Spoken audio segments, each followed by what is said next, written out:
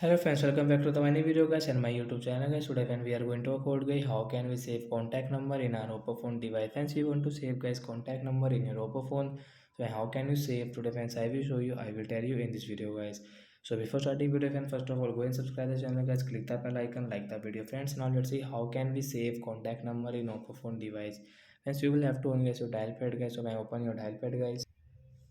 So example for guys, I will save guys this contact number guys. Suppose guys this is a number, and I will click on add to contact and tap here. And as you can see, create new account. We will tap here and we will search here.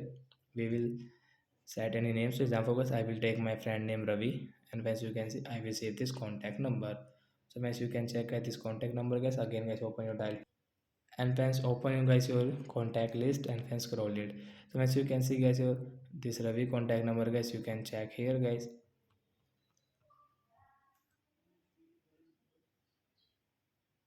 So as you can see guys, I will on get this R list and I will get this Ravi contact number guys. You can see guys, we have this Ravi contact number guys.